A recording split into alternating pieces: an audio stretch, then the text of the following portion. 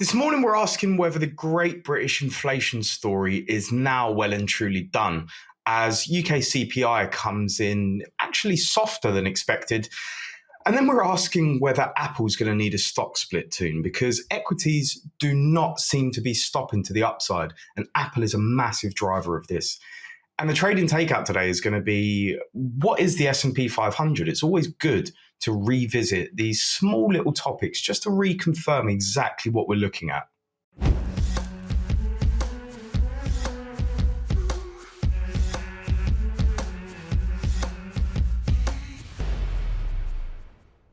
Now, the only way you can get the best trading insights, education, and analysis each day is if you're here every day. So hit subscribe so you can get your daily trading edge. So the UK data came out about an hour ago from when I'm recording this at 7 a.m. And it was recorded at 4.6% with the expectation of 4.8%. That was the UK CPI year on year. And the core prices were also soft, 5.7% versus expected 5.8%. And that, again, is the year-on-year number. Now, this is actually quite interesting because it's bang in line with what happened in the US yesterday. The US inflation was also soft, which has, reasonably sparked a broader equity rally. And because other data points, such as unemployment, haven't started moving yet. They've not started moving to the upside. We're seeing that risk-on behavior come in. And today we've just seen the pound dollar stall just a tiny bit.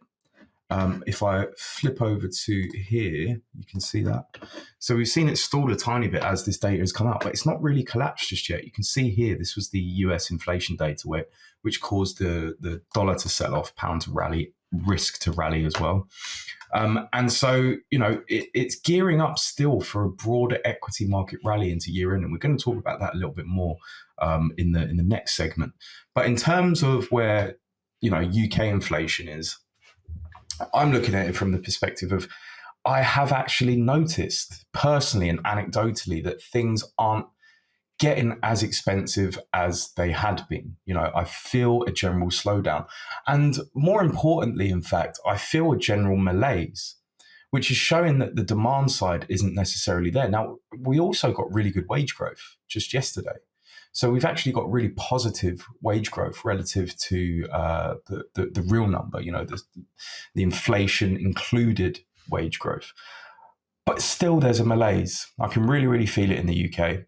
Just even looking around me, people just seem generally unhappy. And I think this is the demand side that is very, very affected here. And I think we're going to see a concurrent shift to the downside in inflation, and perhaps even start to see some GDP growth misses coming in the next month or two. So my view is that, inflation has come down, but it's not driven just because of, prices just being picked to be reduced. It's because demand just simply is not there. It's not there. And so people are changing their habits. They're buying less bits. I think one of the constituent parts here we can see was that one of the key components of the monthly change was from housing and household services.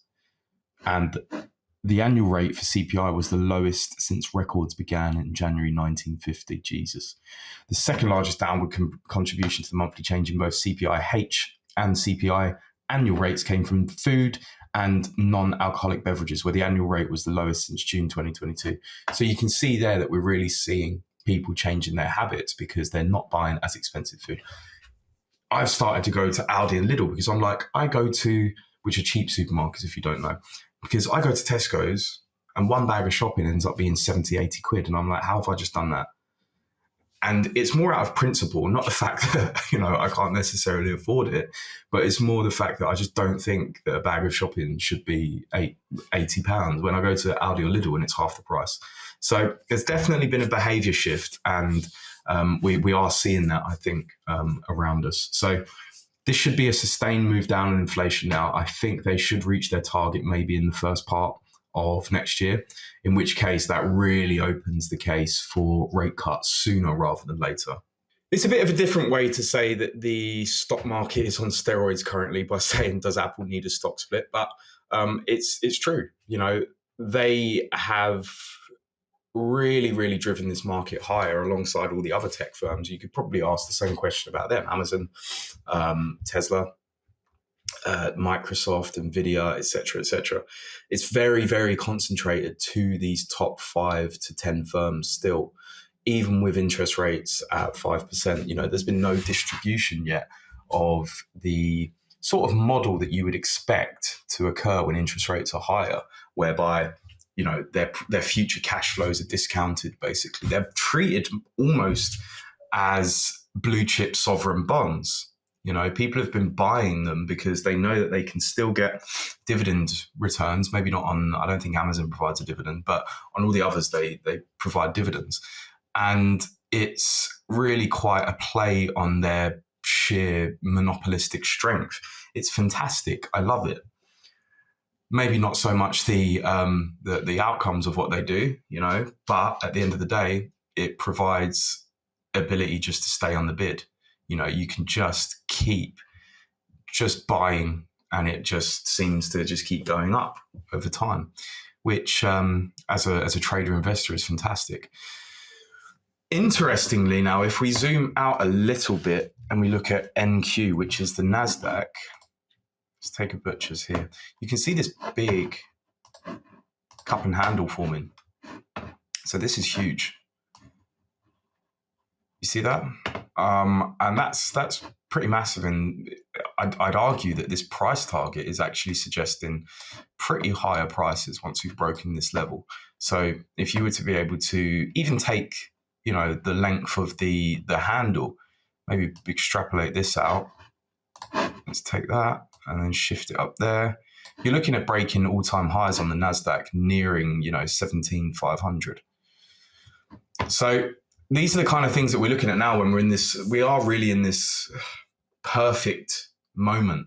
If unemployment's not disrupted, if earnings still maintain their levels, or their expected levels at least, then I don't think we're in a bearish environment at all, even with interest rates this high. And it's caused me to rethink a lot of how I believe the market should work. I've always thought the market should just go, all right, interest rates are higher, so that means, no one's going to want to buy equities. Not the case at all, as we can see. And so this is the way that I'm now looking at it. I'm looking at it from a very much a bullish perspective into year end, and then seeing what happens in Q1. Q1 always picks up some volatility somehow.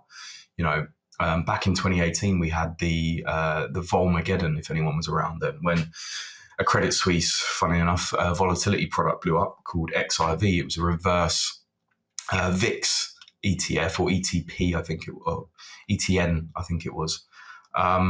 And that caused, mammoth damage across the board to a lot of retail, and actually was one of the first things to kick off Credit Suisse's decline. It'd been declining for a while before that, but it was really that kind of said, all right, well, now they've got to shut certain things down and restructure, et cetera, et cetera. But this is the way that I am looking at the market into year end. I see that now inflation is lower in the US, lower in the UK. There's less pressure, there's more pressure on interest rates to be lowered. And we saw that the first cut in the US, I think it was priced in for June 2024 next year. That was based off of the inflation print yesterday. So definitely food for thought there. And, if you do see Apple actually do a stock split, it likely means that they want to induce retail buying. So I'm not saying they will. I thought it was just an interesting way to think about the market. But yeah, they definitely are looking at things going into year end as being strong across the board.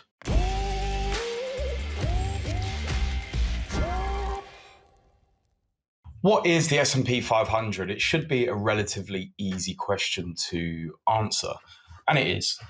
But my perspective on the S&P 500 is that it is the greatest invention after compound interest that anyone could have ever given us.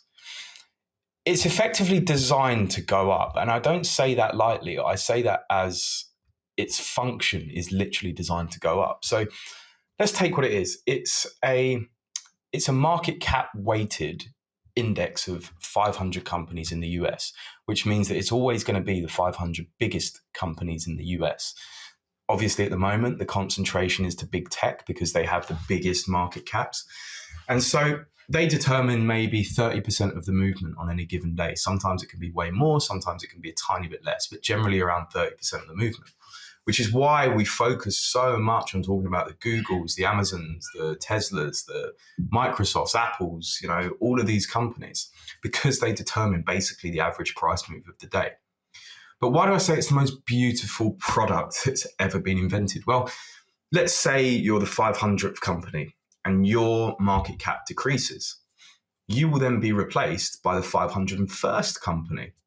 So effectively, it's always getting rid of weakness. And this is why people say so much, okay, just stay long the S&P 500 over 30 years and you'll make money, because it's constantly evolving to replace the weakest constituent and give it back to the strongest constituent, give the place to the strongest constituent. So if you can find a cheap S&P 500 ETF, which there are many of, I don't think I should have to tell you what they are. Go onto any brokerage site where you can actually buy physical ETFs, and you'll probably be directed to them. Make sure they're a low expense ratio. And in your passive portfolio, just stay long equities for a fairly long time in your pension or whatever. And that is probably one of the best pieces of investing advice you can receive.